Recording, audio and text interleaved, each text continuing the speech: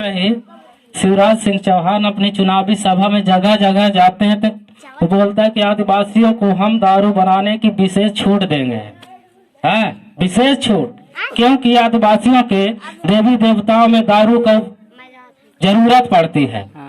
अरे शिवराज सिंह चौहान ने इस धरती के अंदर भी कोई ऐसी शक्ति हो कि पैदा होकर के हमें बताए कि कौन शक्ति जो है तो दारू का भोग लगाता है, कौन देवी देवता है कि दारू का भोग लगाता है। कोई माई का लाल इस धरती में पैदा नहीं हुआ है, न नीचे कोई ऐसा देवी देवता न कोई भगवान पैदा हुआ है कि वो दारू को पीने वाला वो मतलब बता सके कि नहीं दारू पीते हैं देवी देवता।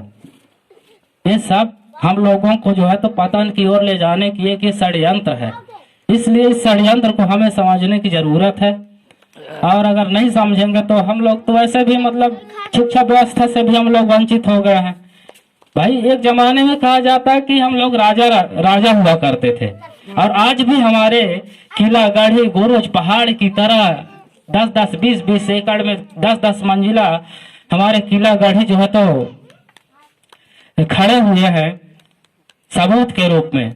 लेकिन आज हमारी क्या ऐसी समय हुई कि आज हम कहां से कहां पहुंच गए।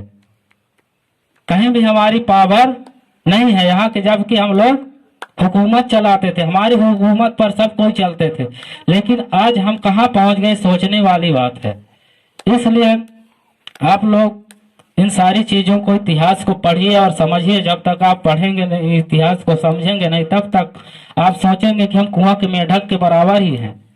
क्योंकि मेढक जो है कुआं में रहता है तो वो सोचता है कि संसार इतना बड़ा है। वही हालत हमारी है कि संसार इतना बड़ा है, लेकिन संसार में क्या कैसे चल रहा है उसको भी आप देखो। कि हम एक दिन यहाँ का राजा हुआ करते थे, लेकिन हमारी हालात कैसे हुई और हालात कौन ने हमारी ऐसे की, इसको भी आपको सोचने की जरूरत है कि कहां से हमारी जो है तो इस अंधकार की खाई में हम लोग कैसे कैसे घुस गए। इसका भी हमें खोज करने की जरूरत है, समझने की जरूरत है। अगर हम नहीं समझे, समय रहते तो समय ज्यादा नहीं है।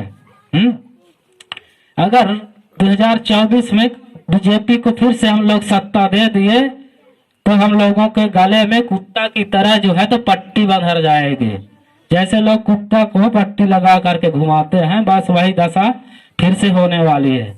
एक जमाने में हम लोगों को पढ़ने लिखने का अधिकार नहीं था, इस तरह बोलने का अधिकार नहीं था। लेकिन ये अधिकार कहां से आया हमको, आज किसी को भी पता नहीं है। आज कुछ लोग डिग्री लिए, हम बीएड एमएड बीएड डीएड क्या क्या डिग्री होती है करके मतलब घूमते हैं, लेकिन उनको पता नहीं है कि ये डिग्री किसके हस्ते हमको मिला है, पढ़ने का अधिकार कैसे हमको मिला, ये पता नहीं है उन युवा साथियों को। तो इस चीज को जब तक नहीं समझोगे तो आपका डिग्री फिग्री कुछ काम करने वाला नहीं है, चाहे जितना आप पढ़ लिख लो। तो इसलिए समय को ध्यान देते हुए जो है मैं ज्यादा कुछ नहीं बोलूंगा। क्या है कि इस लायक हमको बनाने के लिए बहुत से लोगों ने पूरा अपना जीवन कुर्बान कर दिया। हमारे समाज की लड़ाई लड़ते लड़ते वो लोग मर गए, अपनी समाज को नहीं देखे, ना अपने घर को देखे।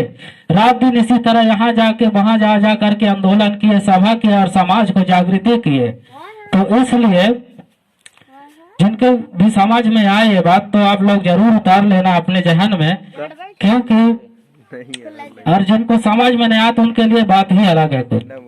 तो इसलिए मैं ज्यादा समय न देते हुए यही गुजारिश करूंगा कि हमारी जो है तो ये कहा जाता है कि हमारी ये लड़ाई 85% लोगों की है, जिसको एसटी एससी ओबीसी के नाम से जाना जाता है इस देश में।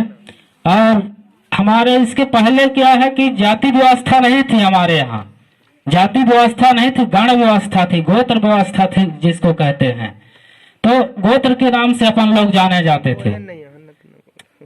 गण व्यवस्था कैसे, जैसे कि मैं टेकाम हूं तो हमारे गुरु पहांदी पारी कुपार लिंगो नाम का एक महान पुरुष पैदा हुआ था इस धरती पर सर्वप्रथम बहुत पहले। तो उन्होंने गण व्यवस्था जो है एक बनाया था हमारे समाज के लिए, गोत्र व्यवस्था। तो उस गोत्र व्यवस्था में उन्होंने हर आदमी को एक पेड़, एक पक्षी, एक जीव ऐसा नाम दिया था। जैसे मैं टेकाम हूं तो मेरे को क्या दिया उन्होंने, सगमन का पेड़। सगमन का पेड़ को मैं काट नहीं सकता, उसकी मैं पूजा करूंगा। और कछुआ जो होती है मेरी, वो टोटेम है, जीवा पेन है, जीवित देवता है, उसको कहना चाहिए। उसको देखकर मुझे प्रणाम करना चाहिए, उसको मारना नहीं चाहिए। हर गोत्र कुल के लिए ये तीन तीन चीजें मिली है। मरकाम लोगों के लिए है आम की पेड़, कछुआ उनके लिए भी है, और एक कोई पक्षी भी है उनके लिए। तो इसी तरह तीन चीजों को उन्होंने हम लोगों को गोत्र व्यवस्था में टोटम व्यवस्था दिया था। तो उन तीनों चीजों की अगर हम रक्षा करेंगे तो हमारे कुल में जो है तो बच्चों में सुख शांति समृद्धि होगी, बुद्धि विवेक बढ़ेगी। अगर हम अपनी टोटम को खत्म करेंगे तो हमारे कुल का नाश होगा, ऐसा बताया गया है। तो आज हम जब इस इतिहास को जानेंगे ही नहीं, लिखने तो लिख देते हम, परस्ते हम अराबी हैं, टेकाम होके हैं, करे हैं, बड़कड़े हैं, ऐसा बोल देते हैं लोग। लेकिन अपना उसका इतिहास को जानना जरूरी है ना, कि वो इतिहास को बनाने वाला कौन है, इसका गुरु कौन रहा होगा, इसका रचना करने वाला कौन रहा होगा। इसलिए इन सारी चीजों को आप लोगों को जानने की जरूरत है। अगर आप नहीं जानोगे तो वही कुआं के मेढक की तरह ही हाल होगा कि संसार इतने बड़ा है, जब आप बाहर निकाल के झांकोगे तब आपको पता चलेगा। आज ऐसा कार्यक्रम बहुत